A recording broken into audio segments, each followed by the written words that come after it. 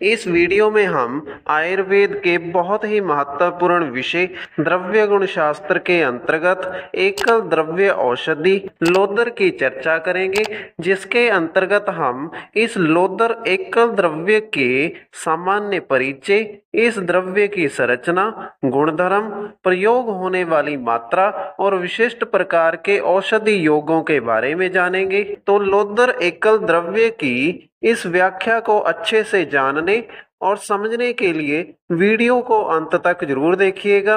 तो यहाँ पर लोदर एकल द्रव्य की व्याख्या में सबसे पहला हेडिंग लोदर के सामान्य परिचय का लिखा है, जिसकी व्याख्या में लोदर के अलग अलग भाषाओं में वर्णित नाम लिखे गए हैं।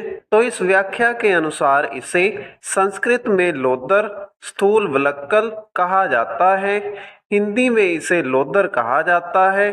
इसके अलावा इसे बंगाली में लोदर, मराठी में लोदर, गुजराती में लोदर, तमिल में बेली, लेठी, तेलुगु में लोधूग, कन्नड़ में पचेट्टू, मलयालम में पचोटी, लैटिन में सिम्प्लोकोस रेसिमोसा कहा जाता है। इसके बाद अंत में लोदर की कुल लिखी गई है, जिसके अनुसार लोदर की कुल सिम्प्लोकेसी लिखी गई है।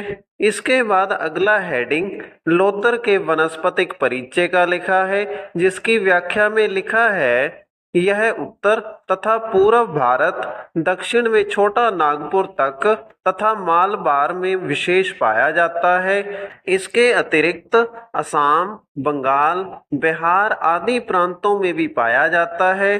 तो लोदर की इस वनस्पतिक परिचय की व्याख्या के अनुसार लोदर का वृक्ष भारत के उत्तर तथा पूर्वी भागों में पाया जाता है, जिसमें विशेष रूप से यह लोदर का वृक्ष छोटा नागपुर, मालबार, असम, बंगाल, बिहार आदि क्षेत्रों में पाया जाता है। यह लोदर का वृक्ष सदाहरित अर्थात पूरा साल हरा रहने वाला पौधा होता है और यह लोदर का वृक्ष मध्यम आकार का होता है। इसके बाद अगला हेडिंग लोदर के पत्र का लिखा गया है, जिसकी व्याख्या में लिखा है लंबे, गोलाकार या अंडाकार, चरमवत 3 से 5 इंच लंबे होते हैं। तो इस व्याख्या के अनुसार लोदर के पत्ते गोलाकार और अंडाकार आकृति के होते हैं, जो कि 3 से 5 इंच तक की लंबाई वाले होते हैं। लोदर के इन पत्तों को स्पर्श करने पर चमड़ी के समान अनुभव होता है। इसके बाद अगला हेडिंग लोदर के पुष्प का लिखा है, जिसकी व्याख्या में लिखा है सुगंधित, पिताब, श्वेत पुष्प अक्षीय मंजरियों में लगते हैं, जिसका अर्थ ये है कि लोदर के पुष्प अर्थात फूल सुगंधित होते हैं, जो कि पिताब अर्थात पीले रंग की आभा वाले सफेद रंग के होते हैं। लोदर के यह फूल तुलसी के समान मंजरियों में लगते हैं। इसके बाद अगला हेडिंग लोदर के फल का लिखा है, जिसकी व्याख्या में लिखा है दूसर या रक्त वर्ण का होता है। तो इस व्याख्या के अनुसार लोदर के फलों का रंग दूसर अर्थात भूरा या रक्त वर्ण अर्थात रक्त के समान होता है। इसके बाद अगला हेडिंग लोदर के रासायनिक संगठन का लिखा है, जिसकी व्याख्या में लिखा है इसकी छाल में क्षार आब होते हैं, जिसमें पहला लाट यूरिन, दूसरा का लाट यूरिन, तीसरा लाट यूरिडिन लिखा गया है। लोदर के इन रासायनिक संगठनों का प्रयोग आधुनिक चिकित्सा शास्त्र में औषधि बनाने के लिए घटक द्रव्य के रूप में किया जाता है। इसके बाद अगला हेडिंग लोदर के गुण धर्म का लिखा है, जिसकी व्याख्या में लोदर के रस, गुण, वीर्य और विपाक के बारे में लिखा गया है, जिसके अनुसार लोदर रस में कषाय, गुण में लघु और रूक्ष, वीर्य में शीत और विपाक में कटु होता है। इसके बाद अगला हेडिंग लोदर के प्रभाव का लिखा है, जिसकी व्याख्या में लिखा है यह कषाय शीत होने से कफ पित्त शामक है, जिसका अर्थ ये है कि लोदर शरीर में पाचन होने के बाद कफ और पित्त दोष का शमन अर्थात कमी करने का कार्य करती है।